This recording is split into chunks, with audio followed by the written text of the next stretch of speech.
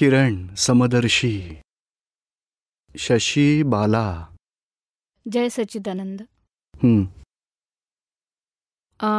माझा प्रश्न असा आहे की माझ्यासमोर आता आम्ही लोक आयुष्याच्या त्या टप्प्यावर आहोत की जिथे खूप रास्त आहेत आणि मग समजत नाही की which way we should go.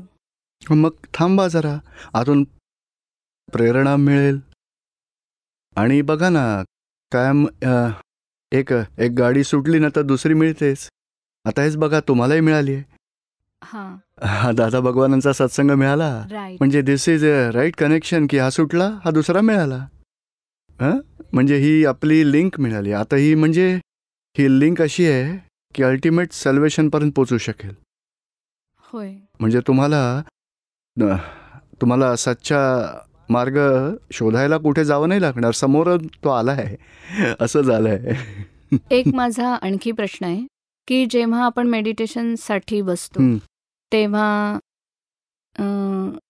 Just even within 1 and 2 minutes I can't. हां, ते मेडिटेशन नाही आहे, ते कॉन्सन्ट्रेशन आहे. Okay. Meditation is different thing. Meditation तर चालता फिरता बोलता भांडण करताना मेडिटेशन असू शकतं. ओके. समजा आपल्याला 15 तारखेला भारतात जायचं आहे, हां, तर खाताना पिताना ध्यान ते असतं की नाही. हां, हां. आज 12 झाली, आता 15 जायचं आहे. ओके. ते ध्येय स्वतः ध्यान आपोआप उत्पन्न होतं. त्याला मेडिटेशन म्हणजे क्रिया नाही आहे. ध्येय ठरवा आणि ध्येयाची जागृती ठेवा, ध्यान आपोआप उत्पन्न होईल. म्हणजे Right. आपल्या मनाने, वाणीने, वर्तनाने कोणाला दुःख द्यायचं नाही आहे. होय. जर मी असं ध्येय निश्चित केलं तर माझ्या सारा दिवस माझ्यात जागृती राहील की वाणीने कुणालाही दुःख नाही पोचवायचं, कुणाबद्दलही वाईट विचार नाही आणायचे मनात, माझ्या वर्तनाने कुणालाही दुःख नाही पोचवायचे. तर अशी जागृती असेल तेच ध्यान आहे माझं. त्याला धर्मध्यान म्हणतात. ओके. नाहीतर दुसरा मरो किंवा जगो, मला माझा फायदा व्हायला हवा, तरी वाईट भावना आहे. म्हणून त्याला अर्थध्यान म्हटलं जातं, रौद्र ध्यान. तेही करावं नाही लागत. चान्स मिळाला तर त्याचं नुकसान करून माझा फायदा करून घेणार. म्हणजे माझ्या विचारांमध्ये आता काय आहे तर फायदा व्हावा, त्याचं काही नुकसान होऊ द्या मरू द्या. म्हणजे अशी माझी भावनेने. म्हणजे तिकडे सूक्ष्मात असेल ते ध्यान उत्पन्न ओके. होईल. वाईट ध्यान, त्याला रौद्र ध्यान म्हटलं जातं. होय. ओके. आणि तेच अधोगतीचं कारण आहे. आणि कोणालाही दुःख नाही द्यायचं ते धर्मध्यान आहे. ओके. ऊर्ध्वगतीचं ते कारण. आणि जेव्हा इथे ज्ञान प्राप्त होतं तेव्हा आपल्यात ही जागृती राहते की मी किरण नाही आहे, मी शुद्धात्मा आहे. म्हणजे सारा दिवस कार्य पण होत राहतील आणि मी शुद्धात्मा आहे हे ध्यानातही राहील. ठेवावं नाही लागणार. ऑटोमॅटिक जागृती राहते की मी शुद्धात्मा आहे. म्हणजे याला शुक्ल ध्यान म्हटलं जातं. शुक्ल ध्यान. आणि तेच मोक्षाचं कारण आहे. ओके. आणखी एक प्रश्न, चिंतेपासून मुक्ती कशी मिळवावी? हा सगळ्यात मोठा प्रश्न आहे. हो. प्रॅक्टिकल प्रश्न. पण चिंता का लागून राहते, कशामुळे चिंता वाटते, त्याची ती कारणं नष्ट झाली तर परिणामही नष्ट होतील. त्याचं कारण काय असेल? आता कोणताही प्रॉब्लेम आला तर आपण विचार करतो की माझं काय होईल, प्रॉब्लेम सॉल्व्ह नाही झाला तर काय होईल, काय करू मी. इथे कर्ता भाव, अहंकाराला कर्ता भाव येतोय की मी काय करू, त्यासाठी कसं करू, नाही झालं तर काय होईल. त्यावर उपायच सापडत नाहीये म्हणून चिंता होतीये. आणि त्याला असंही वाटतंय की मीच करतो आहे, मी नाही केलं तर हा प्रॉब्लेम सुटणार नाही. पण बघा, शेजाऱ्यांच्या घरचे दिवे गेले समजा तर तुम्ही चिंता करता? ती त्यांची जबाबदारी आहे. ते लोक काहीतरी केबलमध्ये फॉल्ट असेल ते लोक शोधून काढतील, रिपेअर करून घेतील. आपण चिंता नाही करत कारण माझं नाही आहे. उलट त्यांच्यासाठी प्रार्थना करू की बिचाराला त्रास होऊ नये, नीट काम व्हावं त्यांचं. पण आपण त्याची चिंता नाही करत का? आपलं ते नाही आहे. पण तेच नवऱ्याच्या बाबतीत झालं किंवा कोणाला स्वतःला झालं किंवा मुलांना तर चिंता करतो की ह्यांचं काय होणार. म्हणजे इथे अटॅचमेंट आहे, राग आहे, शिवाय डुअरशिप आहे की माझी जबाबदारी आहे, मी करायलाच पाहिजे, मी नाही केलं तर कोण करणार. पण ही चिंता अहंकारामुळे वाटते. मला करावं लागेल, मला पैसे सुद्धा बिझनेसमध्ये कमी यायला लागले तेव्हा लॉस होतोय, मग काय होईल आता. म्हणजे या कर्ता भावनेनं मी काय करू या कर्ता भावनेनं चिंता होते. आणि इथे तेच ज्ञान मिळतं की की हे करणारा कोण आहे, who is the doer behind all this happening. Right. आणि त्यामुळे आपलं बिघडलंय का शेजाऱ्याचं बिघडलंय. म्हणून मला किरण मानतोय ही भावना विथ बॉडी, पण तो तटस्थपणा आधी होतो की मग मी शुद्धात्मा आहे, किरण वेगळी आहे. किरणला प्रॉब्लेम आला तर किरणचा प्रॉब्लेम तो सायंटिफिक सर्कमस्टेन्शियल एव्हिडन्समुळे येतोय आता. आणि काही योग असे बिघडलेत पण इतर काही संयोग जुळले तर सुधारेलही. बघा, तोपर्यंत वाट पाहायची आपण. म्हणजे या ज्ञानामुळे आपली चिंता निघून जाते. बघा, आपल्याकडे असलेलं ज्ञान नाहीये तर ती अज्ञानता आहे. अज्ञानतेमुळे अहंकार आहे आणि अहंकारामुळे चिंता वाटायला लागते, माझं काय होईल.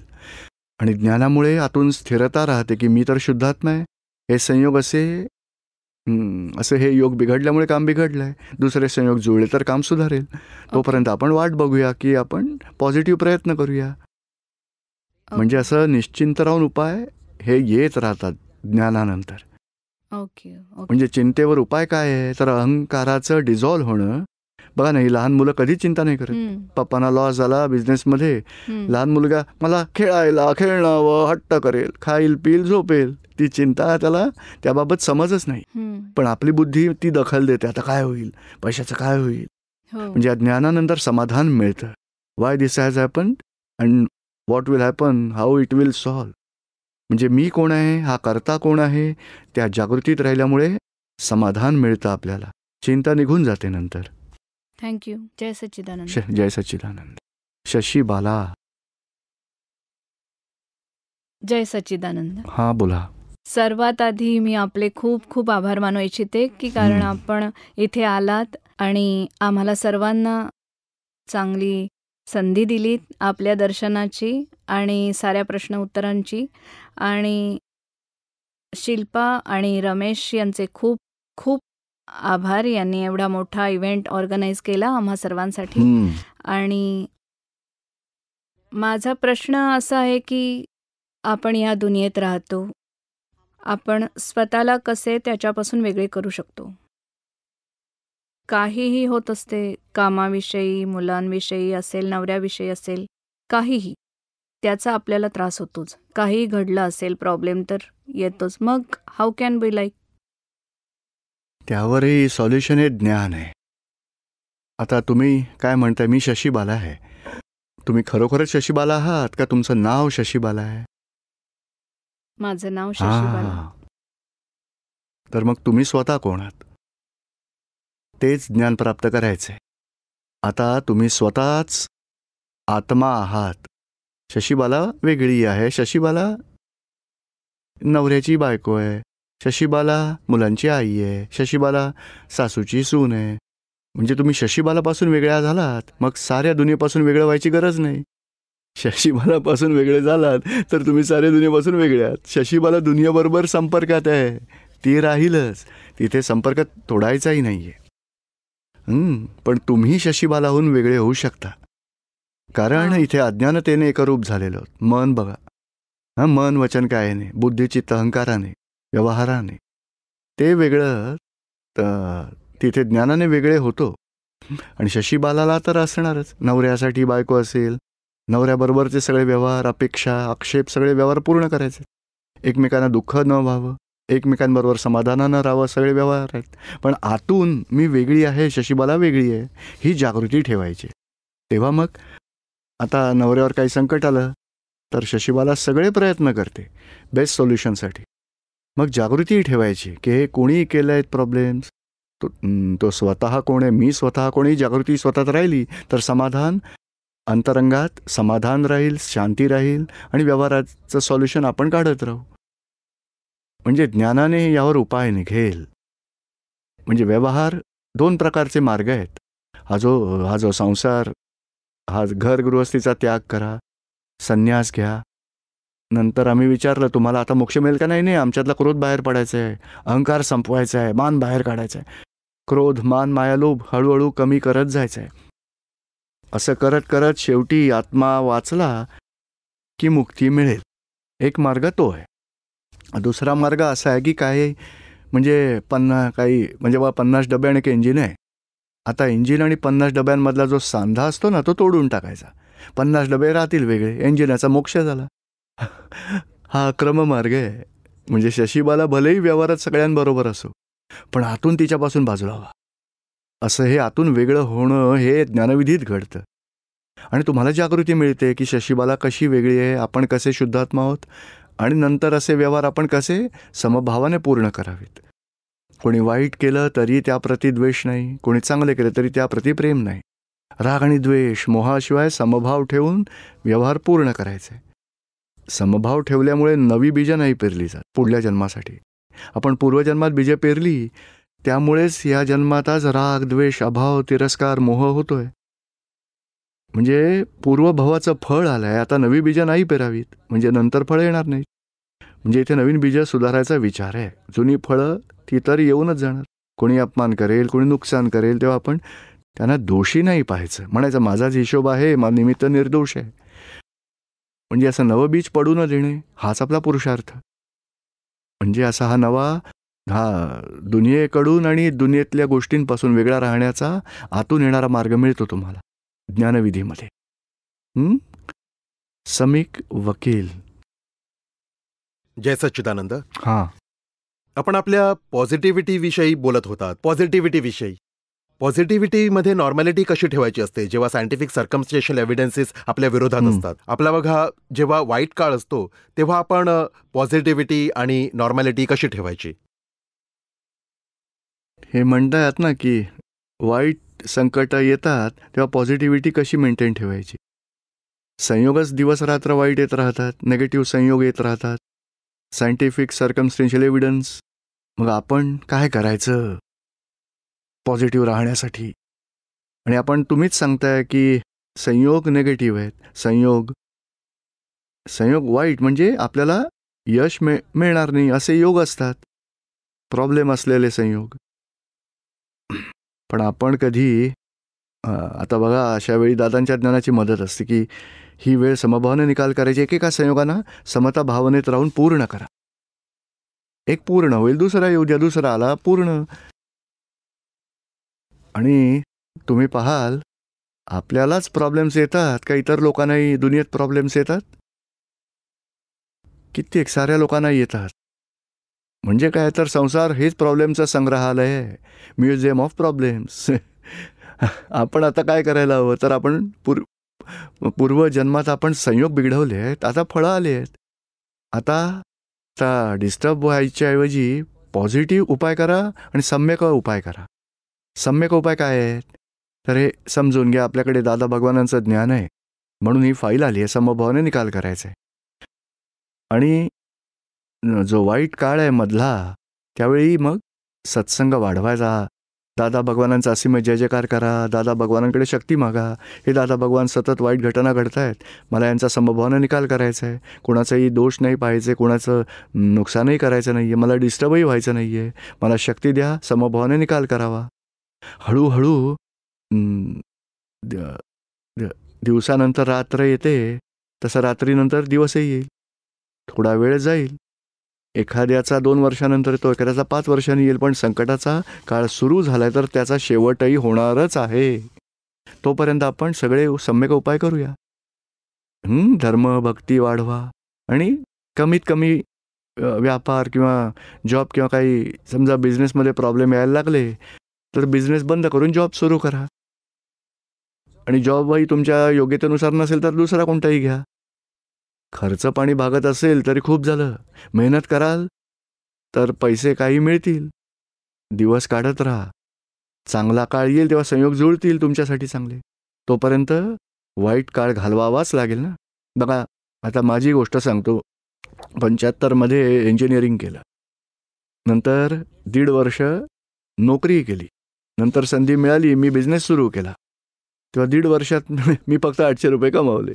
तेव्हा सगळं कॅन्सल करून टाकलं, शांतपणे पुन्हा नोकरी सुरू केली. 4 वर्ष जॉब केल्यानंतर चांगली संधी आली, पुन्हा बिझनेस सुरू केला. म्हणजे वाईट काळात जास्त बिझनेस करायचाच नाही. पैसे लोन म्हणून घ्या, जास्त पैसे घ्या, डबल मेहनत करा, नाही, उलट बंद करा बिझनेस आणि नोकरी सुरू करा. आणि जरा चांगला सुरू झाला मग संयोग जुळतील, चांगला पॉझिटिव्ह रिझल्ट येईल. मग तर हळूहळू पुन्हा प्रयत्न करा. तरी चांगला रिझल्ट मिळाला नाही तर पुन्हा बंद करा, नोकरी चालू ठेवा. असं करत करत वेळ काढायचा आपण.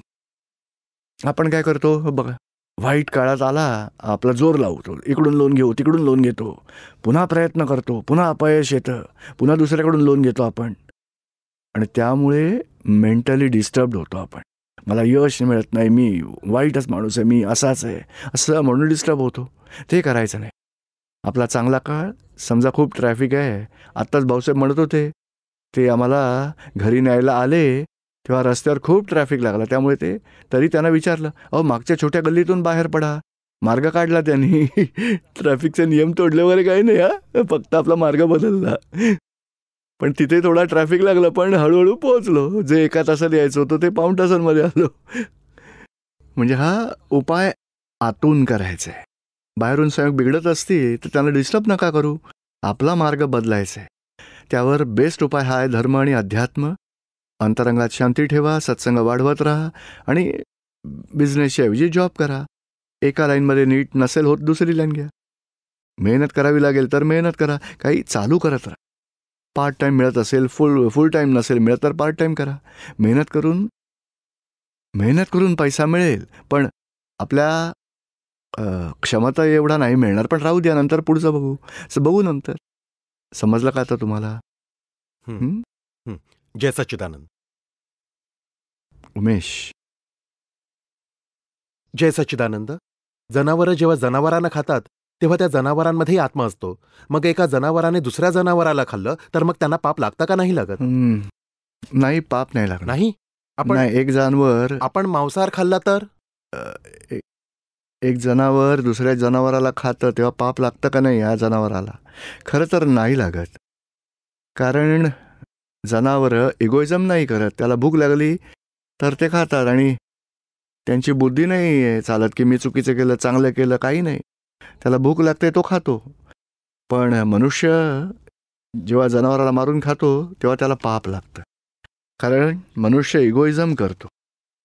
त्याची बुद्धी आणि त्याचा इगो जागृत होतात. त्यामुळेच त्या क्रियेनेच गुन्हे घडत नाहीत, अहंकाराने घडतात. क्रिया तोच करतो. अर्जुनाने खूप सगळी लढाई केली, लाखो कोटी लोकांना मारून टाकलं, पण अहंकार नाही केला, त्यामुळे कर्मबंधन नाही झालं. त्याच जन्मात त्याचा मोक्ष झाला. पण आपण मात्र अहंकार करतो. अहंकारामुळे कर्मबंधन होतं. समजलं का आता? जनावराचं काय आहे, त्याला बुद्धी नाही आहे. त्याला जेव्हा भूक लागते खाईल, आणि बाकी उरलेलं त्याचा लोभही नाही येते. चला मी बरोबर घेऊन जाईन उद्यासाठी डॉगी बॅगमध्ये, काही नाही असं. त्याला लोभ नाही आहे. आणि एकदा का पोट भरलं की नंतर आसपास किती जनावरं आली तरी मारणारही नाही. कारण त्याला लोभच नाही आहे. लोभ नाही आहे, मान नाही आहे, अहंकार नाही आहे, क्रोध मान मायालोभ नाही आहे त्यांना. क्रियेमुळे कर्मबंधन नाही आहे, या क्रोध मान मायालोभामुळे कर्मबंधन आहे. समजलं तुम्हाला आता? आता आपली जी बॉडी आहे ते शरीर कपड्यासारखं आहे, क्लोदिंग. या मग तसंच जनावराचं सुद्धा क्लोदिंग सारखंच आहे ना. मग एकदा का शरीर मृत झालं की मग त्यात काय चुकीचं आहे? चुकीचं? एकदा का जनावर मेलं की मेलंच ना ते. मग ते कोणी मारलं किंवा आपण न मारता दुसऱ्या कोणीतरी मारलं तरी त्याला चुकीचंच म्हणावं लागेल का? तरी चूक का? कारण आपण या इतरांनी जनावरांची कत्तल केली आणि आपण ते खातोय, तर आपल्याला का पाप लागावं? पण इतर लोकांनी कत्तल का केली? आपण खाणार आहोत म्हणूनच ना. म्हणजे आपल्यासाठी आपण वन ऑफ द पार्टनर्स झालो. ते खाणं ॲक्च्युली नॉनव्हेज जे खातात ते कत्तल करणारा, विकणारा, ट्रान्सपोर्टवाला, शिजवणारा आणि खाणारा, सगळ्यांमध्ये ते डिवाईड होतं कर्म. आणि सर्वात जास्त कर्म 50 ते 60% ते खाणाऱ्यावर जमा होतं. आणि 2%, 5%, 10% इतरांकडे जातं ते. All right. असा हिशोब आहे. कारण कोणत्याही जीवाला दुःख देऊन आपण सुखी होऊ शकत नाही. कारण त्याला भय वाटतं, दुःख आहे, वेदना आहे. मरण कोणालाही आवडत नाही जीवाला. आणि आपल्याकडे एवढी समज आहे, आपण दुसऱ्याच्या आधारे जगू शकतो खाण्याबाबत. आपल्या शरीराला नॉनव्हेजची गरज नाही आहे. पण हे वाघाचं बघाल तर त्याने आयुष्यात व्हेजिटेरियन खाल्लंच नाहीये. ओनली नॉनव्हेज, आणि नाही मिळालं तर उपाशी मरतील, पण नॉनव्हेज शिवाय काही खाणारच नाहीत ते. पण आपण लोक तर जे काही मिळेल ते सगळं खातो. खरं तर ही आपलीच चूक आहे. व्हेजिटेरियन असेल तर असू, नॉनव्हेजला टच नाही व्हायचं. समजलं का आता तुम्हाला? हा, हो. शेवटचा प्रश्न, हं. जय सच्चिदानंद म्हणजे काय? जय सच्चिदानंद याचा अर्थ असा आहे की सत, चित, आनंद 3 शब्द आहेत. सत म्हणजे इटर्नल, अविनाशी तत्वानं सत म्हटलं जातं. आणि चित्त म्हणजे आपलं विजन आहे. चित्त म्हणजे ज्ञान आणि दर्शन. मन ही वेगळीच गोष्ट आहे. मन फक्त माहिती पुस्तकासारखं आहे, विचार सांगतं, इंटलेक्ट डिसिजन घेतं. पण चित्र असेल ते व्हिज्युअलायझेशन करतं. आता चित्त आणि सच्चित्त, आता चित्त विनाशीमधलं आहे, त्यामुळे असंच चित्त म्हटलं जातं. आणि चित्त अविनाशीमध्ये आलं तर सच्चित्त म्हटलं जातं. म्हणून सच्चित्त झालं. चित्त म्हणजे ज्ञान आणि दर्शनाची शुद्धी झाली. अविनाशी आत्म्यात आल्यावर त्याचा रिझल्ट म्हणून परमानंद आहे. म्हणून सच्चिदानंद हे भगवानांचं खरं स्वरूप आहे. भगवानांचं मूळ स्वरूप सच्चिदानंद स्वरूप आहे, शुद्ध सच्चिदानंद रूप. ते सच्चिदानंद स्वरूपच भगवान आहे. म्हणून आता जोवर आपलं चित्त विनाशीमध्ये आहे तोवर आपल्याला जीवात्मा म्हटलं जाईल. जन्म होईल, मरण येईल, संबंध येईल, रागद्वेष होईल, जीवात्मा. आणि चित्राला अविनाशी आत्म्याचा साक्षात्कार झाला तर तो सच्चिदानंद म्हणजे हळूहळू आपण भगवान पदापर्यंत पोहोचू. परमात्मा पद मिळेल आपल्याला. शुद्ध सच्चिदानंद तोच परमात्मा. म्हणून आपण त्या प्रत्यक्ष जीवमात्रामध्ये वसलेल्या शुद्धात्म्याला नमस्कार करतो. जय सच्चिदानंद जेव्हा म्हणतो ना तेव्हा. हा काही ट्रेडमार्क नाही आहे, कोणत्याही धर्माचं घोषवाक्य नाही. फक्त अंतरंगातील शुद्धात्म्याला नमस्कार करतोय, जो सच्चिदानंद स्वरूप आहे. समजतंय ना आता तुम्हाला? जय सच्चिदानंद. जया पटेल. पूज्य श्री जय सच्चिदानंद. जॅक्सन मिसिसिपी मध्ये आपले स्वागत करतो आम्ही सारे महात्मा. हा, खूप चांगलं झालं, सगळ्यांनी हे स्वागत केलं. जय सच्चिदानंद. एक प्रश्न लिहून दिलाय ना, पोटल्यासारखे पडून राहायचं म्हणजे काय? हेच सांगायचंय की मीपणाचा नाश करा. इगोइझम आहे ना, इगोइझममुळे आपण म्हणतो ना की जयाबेनमुळे माझं सगळं बिघडलं. आपल्याला राग येतो की नाही? मी काय केलं, मी तर सगळ्यांना मदत करते, मी माझ्या चुका का काढता? तेव्हा अहंकार दुखावला जातो. तो अहंकार जेव्हा संपून जाईल तेव्हा जयाबेन पोटल्यासारखी होऊन जाईल. बघा, कोणी अपमान केला, कोणी हाकलून दिलं किंवा कोणी सन्मानाने बोलवलं तरी फरक नाही पडणार. निरहंकारी व्हायचं आहे आपल्याला शेवटी. बघा, म्हणजे डिस्चार्ज अहंकारही समाप्त होईल तेव्हा आपण त्या अवस्थेत पोचू. पण अहंकार तर कुठूनही कसाही आपल्यात घुसतोच. किती काढायचा प्रयत्न केला तरी इकडून येतोच. कितीही प्रयत्न केला तरी तो येतोच. म्हणजे तुम्ही त्या अहंकारापासून वेगळ्या आहात अशी जागृती आधी आणायला हवी. बघा, मी शुद्धात्मा आहे, जयाबेन वेगळी आहे, जयाबेन अहंकारी आहे, पण तुम्ही मात्र वेगळे आहात. नंतर अहंकार ज्ञानाने दूर करायचा, तो कमी होत जाईल. अहंकार म्हणजे अज्ञान मान्यता, रॉंग बिलीफ. कोण करतं, मी कोण आहे या जागृतीत राहिलात तर अहंकार पण विरघळेल. बरोबर. मला सांगितलं, माझी चूक काढली म्हणून अहंकार उभा राहतो. जयाबेनची चूक आहे, माझी नाही, मी तर शुद्धात्मा आहे असं म्हटलं की अहंकार विरघळेल. राहायचा प्रयत्न करते दिवसभर, बरोबर 5 आज्ञांमध्ये राहू शकते थोडा वेळ, नंतर साऱ्याचं विस्मरण होऊन पुन्हा विचार येतात. पण तरी 5 आज्ञांमध्ये राहायचा तसे तर करतच असते. चरणविधी रोज करते, 5 आज्ञांमध्ये राहण्याचा प्रयत्न करते, प्रतिक्रमण सामायिक कधी कधी करते, पण सामायिक करताना काही दिसत नाही. त्यासाठी सत्संग आणि शिबिरात यावं लागेल. मी आले होते सगळ्या शिबिरांना. कसे बघायचे नंतर? ठीक आहे, आता ते शिकवू, ते आम्ही शिकू, तुम्हाला शिकू. मी हे विचारते की फाईल नंबर 3 आशिष पटेल महात्मा माझ्या बरोबर आलेला नाहीये, त्यांना तुम्ही आशीर्वाद द्यावा. काल तो ज्ञानविधीला आला होता. ठीक आहे, बरोबर. आणि माझा 5 नंबरचा मुलगा सावंत पटेल, तो बऱ्याचदा चिकन वगैरे खातो, मग काय करायचे? कोण चिंता करतं? माझा मुलगा. त्याची काळजी तुम्ही नाही करायची. त्याला विचारून बघा, मी तुझी काळजी करू? नाही, तो म्हणतो मला ज्ञानविधीत घेऊन जा एवढंच म्हणतो. नंतर खाऊ नकोस म्हटलं तर म्हणतो दीपक भाईंना विचार. ठीक आहे, विचारू द्या. त्याला माझ्याशी डायरेक्ट बोलू द्या की